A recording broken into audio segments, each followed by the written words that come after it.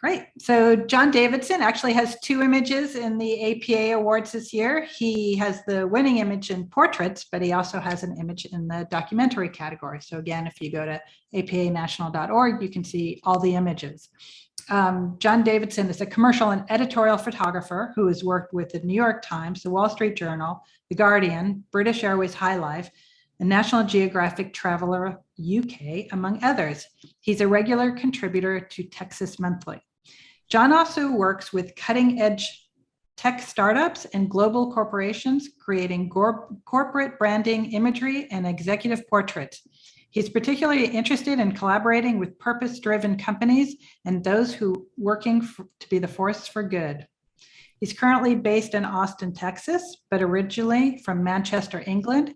He has yet to come up with a satisfactory answer to the oft-asked question, what are you doing in Texas? So present John Davidson. Thank you very much. Let's share my screen. Oh, a host disabled participant screen sharing. So somebody needs to unhook me. Give it a shot, John. Okay, let's go. There we go. Okay.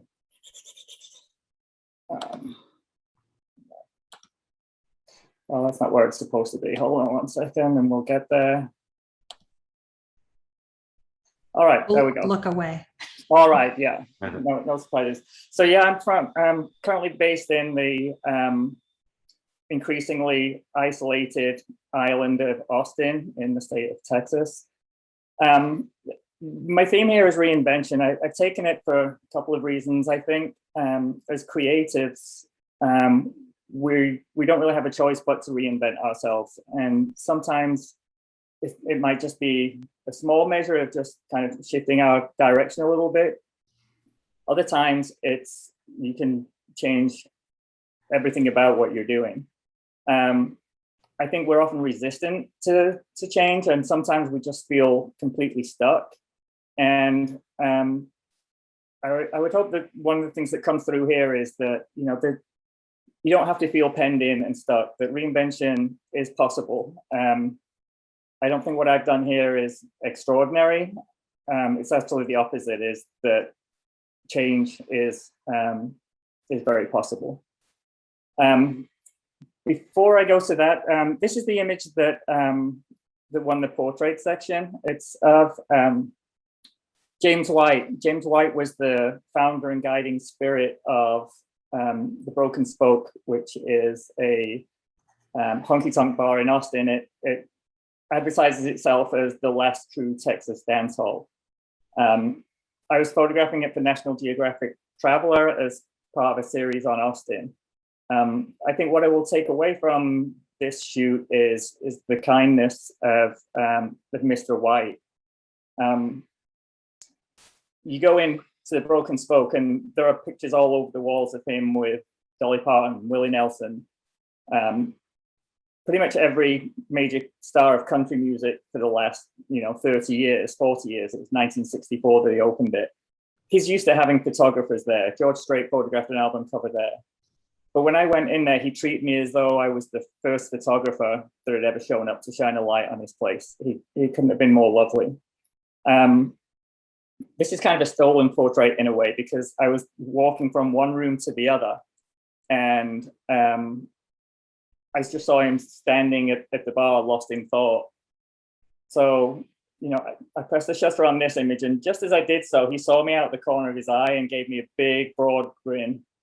And I snapped the shutter again. And on the one hand, you might say that the second portrait is the more accurate portrait because it really conveys his warmth and who he was as a person. But it's nowhere near as interesting an image. I already knew the first image was the one. There's an added poignancy to this to this picture. James White passed away earlier this year at age 81. But I loved my experience of going there and working with him. This is the image that placed second in the photojournalism documentary category. It's Brian Manley, who is now the former police chief of Austin. This image was taken in the early part of what became a difficult summer for him.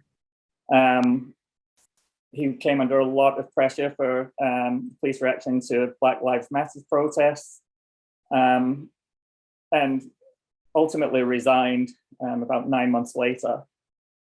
The location of this portrait, we went to the studio, sorry, not the studio, to the police station, and we were packed off into this small PR room, and it was just a completely blacked out PR room. The only decoration, there was an Austin police sign on the wall, and then a lectern for him to speak from, right, when he's doing press conferences. So it had zero personality whatsoever. So while we were waiting for him, you know, I wanted to look outside and see what the possibilities were. Obviously, I had to open the blinds to do that, so that's where one immediate thought came from. And the other thing is, I liked the fact that the US flag was there. You know, policing has been a part of the national conversation for a couple of years now, so I liked that referenced it. I had my assistant, it was a bright sunny day, but I had my assistant go out with a strobe and just hit him with the strobe just to make the lighting more dramatic. But as I say, he's no longer the chief of police. So the reinvention, this first image was actually taken in the bleachers at Hollywood High School. I moved to Los Angeles from Manchester when I was 21. I'm obviously not the first callow youth to head there and thinking of glamour and possibilities. And since I couldn't play any music, but I thought I could handle a camera, I headed out to Los Angeles. I always say Los Angeles is a great place to be young and stupid. So I was absolutely perfectly placed at that time. I mean, I actually love Los Angeles still. So I moved to Los Angeles when I was 21. Mostly what I was doing was model test shots. These are a couple of examples. They're not very well scanned, but these are, I believe they were Ektachrome that I cross-processed in C41 or the other way around. All of this stuff was analog at this time, obviously. I spent a lot of time sitting on my toilet in the bathroom with an enlarger across the back of the toilet, and small bathroom, inhaling chemicals, printing all my images. So I pursued this for about 3 or 4 years. I was trying to get assistant work, but failing miserably. And you know, there's the kind of joke about actors in Los Angeles all being seen with what I really want to do is direct shirt. And I started writing for magazines, and literature has always been my overriding passion. And I remember I was walking out of Elite Models, that obviously a big modeling agency, one of the premier agencies in the country. And the woman that I spoke with, I just thought she was wretched. And I walked out, and somehow I knew that I was done. You know, I should have had my own t-shirt, should have been, but what I really want to do is write. So my photography adventure ended for a long time then. I spent a couple of years in Los Angeles trying to work on a novel. I moved to New York, and you know, I was writing for magazines. I talk about this as my years working for my own nonprofit, because, you know, making a living as a writer is very traumatic, to say the least. You know, I was working in restaurants too often to keep the roof over my head.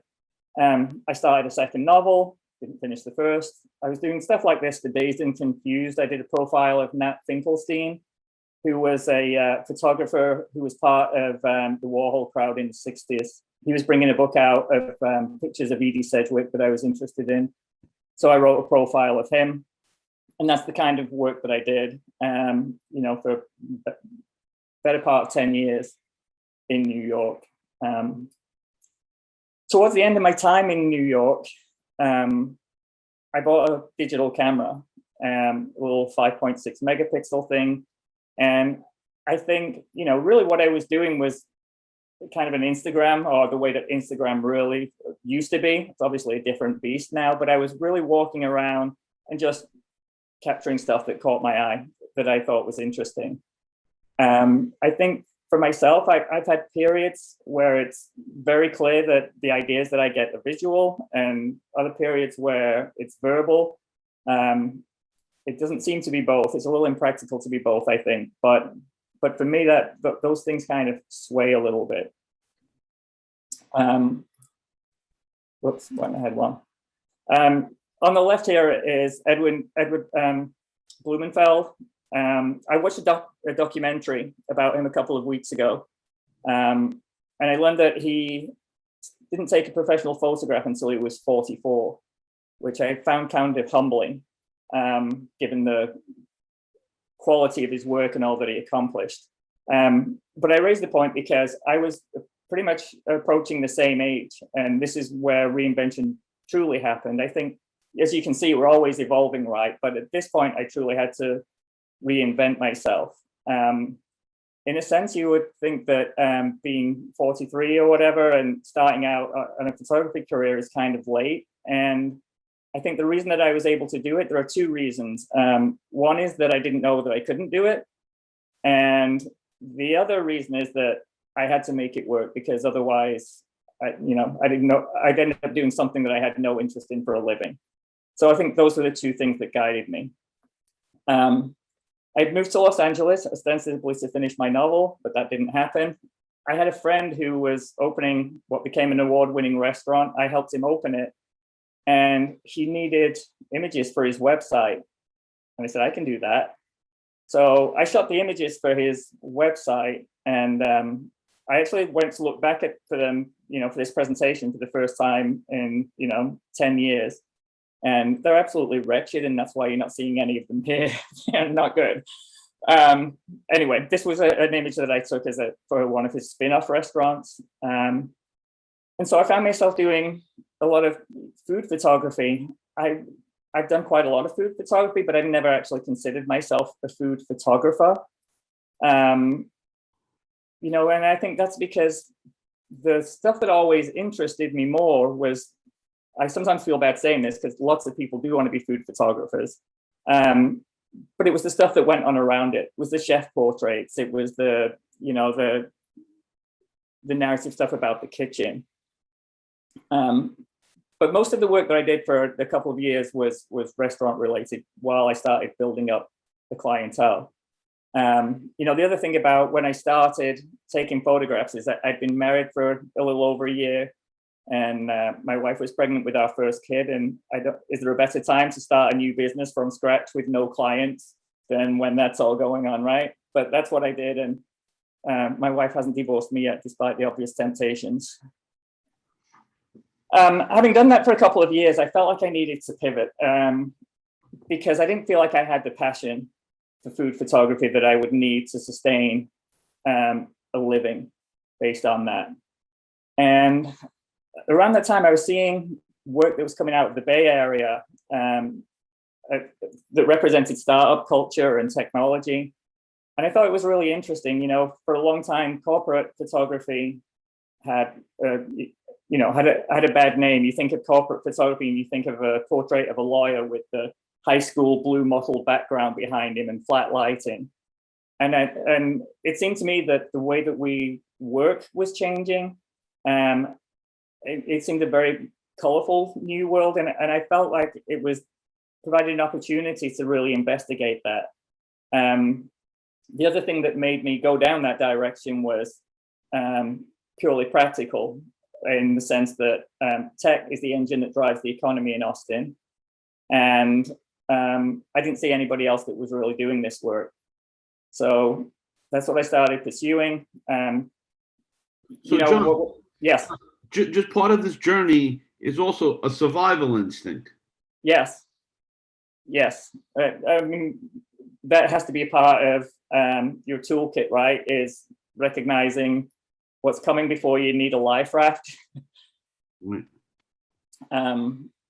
It's over a period of 5 or 6 years. It's interesting that this stuff that seemed like brand new as a way of working has already gone through a journey where, the pictures of employees playing table tennis and, ping pong and all of that has become kind of become its own cliche, and now we're in a world where most people are working from home. So there are different challenges that are arising here. How do you tell a story of people working from home being one, and describing your company culture? A lot of the work that I've done has been, team photographs, team culture, and trying to come up with interesting ways to portray that, and then executive portraits. I've been doing the tech stuff for a couple of years. Obviously, I was doing other stuff, but that was a market that I was aiming myself at most squarely. When the Me Too movement started bubbling to the surface, and it seemed to me that the stories that we were hearing were all coming out of Silicon Valley, and I wondered how they applied, if they applied, to the women in tech in Central Texas. So I started a project, the personal project based on this. The title comes from a book that I bought my wife. It's a book of portraits throughout the centuries, and each one shows a woman reading a book. And the title of the book was Women Who Read Are Dangerous. So I kind of hijacked that and made it Women Who Tech Are Dangerous. As you can see, it has its own standalone website, womenwhotechAredangerous.com. The thing that I did with this project was, I photographed and interviewed 40 women from all levels of tech, from women who were just entering the workplace to senior executives to founders. But it gave me the opportunity to marry the two things, right? I was getting to write and to take photographs. Very early How did on, you contact them? Well, I contacted the ones that I knew, but I also contacted companies that I did work with. I would let them know and tell if you have anybody that you would that you think would be interested in participating. But also, and then each woman that I photographed generally had a recommendation. I know somebody else who. So it evolved over that. I've given a number of presentations on this project. Most notably, I was invited to present it at South by Southwest in 2019, I believe. Are they all based in Texas? Yes. Most of them are actually based in Austin. There's some based in San Antonio. And then are there stories on your website? On the website, the interviews with them are all on the website. One of the kind of interesting things about these portraits are obviously have a little darkness to the imagery there. Sometimes I'd be photographing the women and might say, can I smile? I thought, of course you can smile. I wanted to capture something of you, but at the same time, this is going to be the main featured photograph. And given what we're talking about, probably hilarity isn't the chief thing that we want to think of. But what that made me do instead, which was a little ambitious, was do a secondary portrait of each person, in which they got to be, they were a little bit lighter. Frequently I only had like an hour with somebody. So doing two setups was challenging, and some of the, this is one of the secondary portraits I did. Sometimes it works better than others, but I didn't want them to feel that, if it was all portraits of women looking very seriously into the camera, I didn't want them to look like they were being lined up against the wall, right? Waiting for the firing squad. Were you photographing them one at a time, or did you have a day where they came in? Yeah, the project took me about a year. I did it over the course of about a year. And were you going to their location, or did you have a studio where they? Most they came to the studio. Some I went to there, obviously the ones in San Antonio. I went down there, and it's a relatively simple setup, so it was portable. But most of them were done in the same studio. I think when I look at my work, the two things that connect, the threads that run through them really in terms of the work that I relate to is obviously the people element, but also a narrative element. This is from one of my favorite projects that I did. I got to spend a day and a half photographing summer camps. There was a boys' summer camp and a girls' summer camp right next to one another. In England, we don't have summer camps. You can make a pretty good case that we don't have summer, but certainly summer camp was a concept that was alien to me a little bit. I'd heard about it, obviously. I've lived in the States a long time, but I didn't truly understand it. And when I went there, I absolutely loved it. I thought it was fantastic, the opportunities these kids are getting. You know, I was fortunate that I had a very broad brief of go down there, spend some time and find the story. So I just got to wander around for a day and a half watching these kids have a ball. You know, there's a couple of images from the girls' camps. You know, that looks like a bunch of boys making that mess, doesn't it? You know, but I really connect with the narrative element and just being able to run free a little bit. You know, most of my work at this point more of my work, I should say, has become portrait based. The image of Donnie Donegan, he really was the voice of Bambi. He was fascinating. You could have told, like, written 5 different stories about him. He did the voice of Bambi when he was like 8. He was orphaned when he was 11. You know, he won boxing awards while he was in the army, hence the boxing pose. He won two bravery awards in the Korean War, and just on and on and on. He currently mentor students. So anyway, he was really interesting and lives in the middle of nowhere, Texas, San Angelo. You know, obviously, most of us had time on our hands during the pandemic, right? And most of us have taken on some personal project or other. This was started a little bit late in the day. You know, I don't think it would have worked in the beginning because, you know, we were all obviously hibernating and didn't know quite what was safe. This project was inspired by an article in the New York Times, Cultural Depression, and it was speaking about not only people in the performing arts, not only have they lost their livelihood, but they've lost their sense of identity because they're not performing. And, you know, performing is such a big part of who they are. The article ran, I think, in the end of December of last year. So I was a little late starting the project. Obviously, by this time, you know, we kind of had a better sense of what was safe and what wasn't. I was obviously masked and social distancing, but I photographed a number of people, like actors, dancers, musicians, theatre director, theatre owner. In a sense, I would have liked to have taken this a little bit further, but, you know, I was pitching it to places and there was a common thread about, no, not another pandemic story. So, you know, I kind of drew that to a close.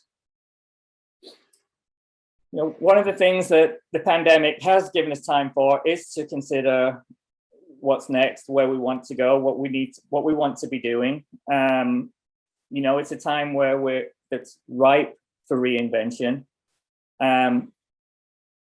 These are a couple of images that I shot for a local nonprofit, Urban Roots Farming. It's an organization that teaches disadvantaged youth about farming and sustainability.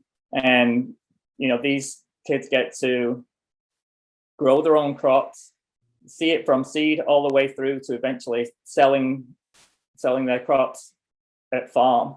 So they get to see the whole chain.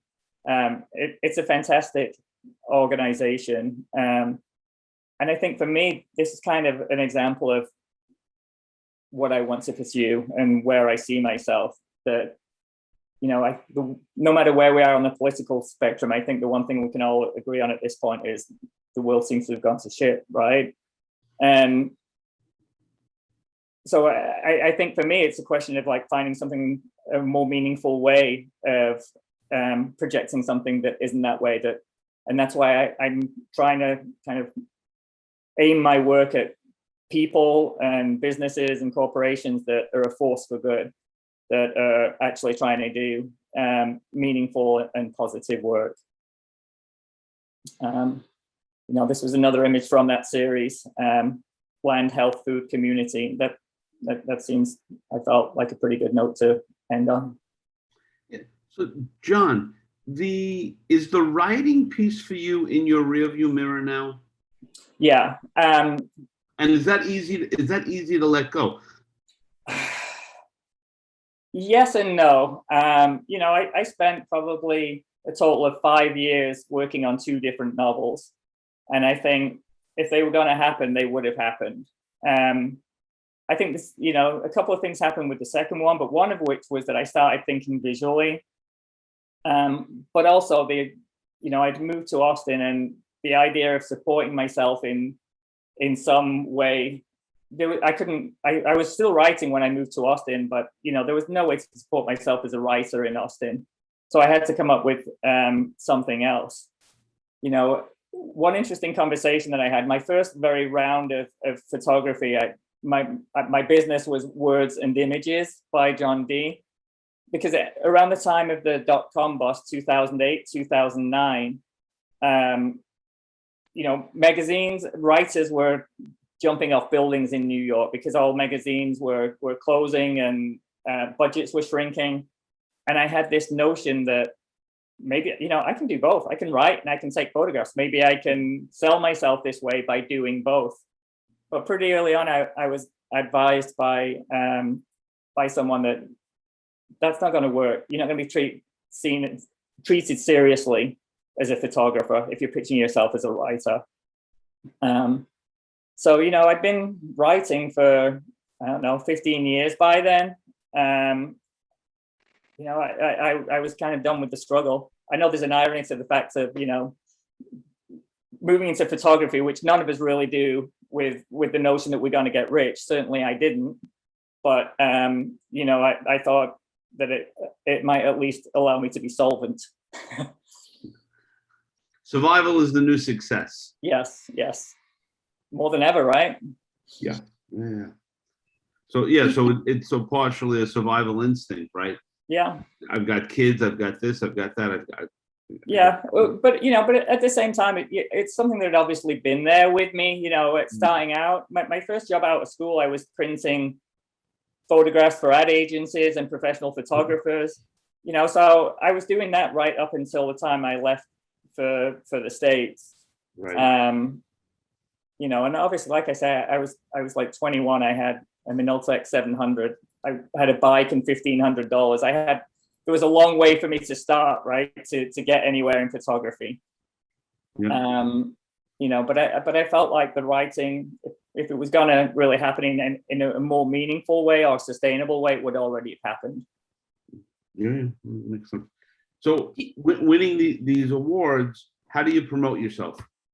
Well, obviously we all have to promote ourselves on Instagram, right? I'm sure many photographers at this point have mixed feelings about Instagram, but it's an absolute necessity. You have to be on there. I don't really use Twitter professionally too much. It's Twitter's its own minefield.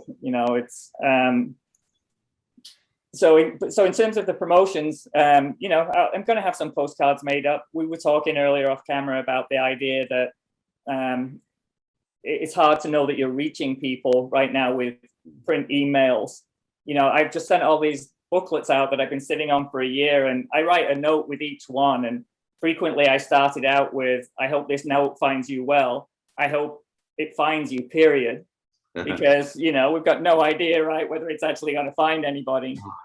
But at the same time, you can't not do it, right? I think, and obviously sending out email blasts and all of that. And honestly, I think the print stuff probably has as good a chance of being seen as the email stuff, because people are so bogged down in emails. Certainly, art directors, editors, I don't know how they're managing the number of emails they're getting.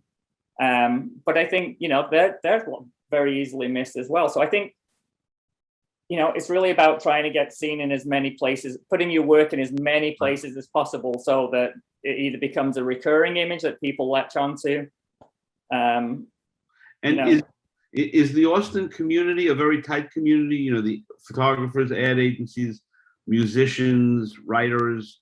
I have mixed feelings about it. Certainly, I have my own community of photographers here, who I like and respect, and we share information where nobody plays their cards close to their chest. It's like we're all trying to raise one another up. But that's a small segment of that community. You know, I when people hear my accent, you know, I always get, "Don't you love Austin?" And I always think it's about half as good as you think it is, honestly. You know, it's very self-congratulatory. Yeah. Okay, so there you are. I'm probably shooting myself in the foot by saying this too much, but So I have a question. Do you pitch stories? yes, I do, and increasingly I do. You know, I think as part of that journey that I just shared, shows it's evolved, right? I mean, the first couple of years that I was taking photographs, as anybody who becomes a photographer is, you're taking what you can get, and it seemed that I was getting, you know, a lot of photography work, and then the next step is really kind of defining what is it that I want to do.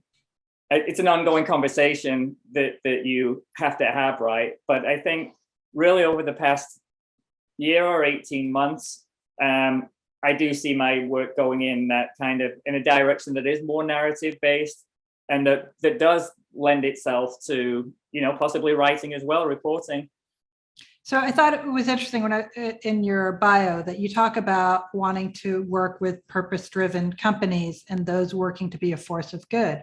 I think one of the challenges when you're working for corporations is what happens when a corporation contacts you to do a corporate portrait and their morality or whatever it doesn't align with yours. Yeah, I mean, I feel, I don't necessarily feel that I come across that too much. You know, I did have somebody approach me not that long ago.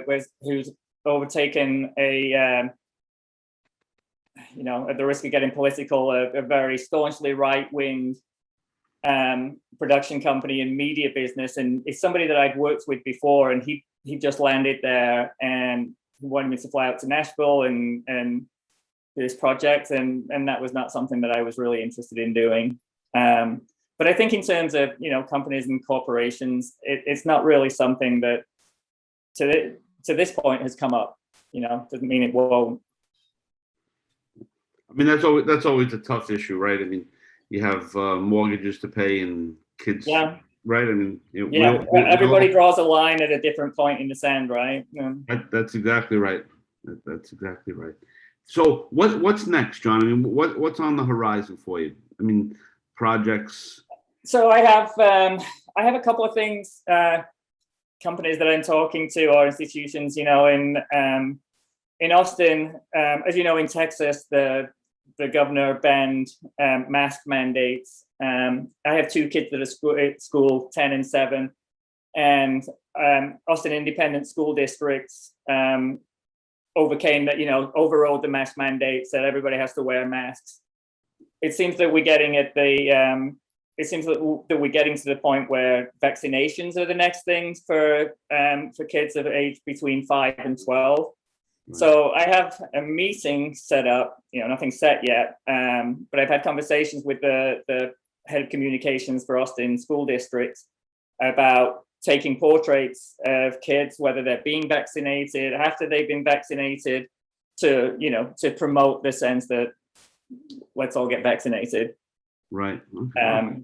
I have another company that I'm meeting with also that works with strives to get minorities, racial minorities, more integrated into creative jobs in the creative workspace, whether it's advertising agencies,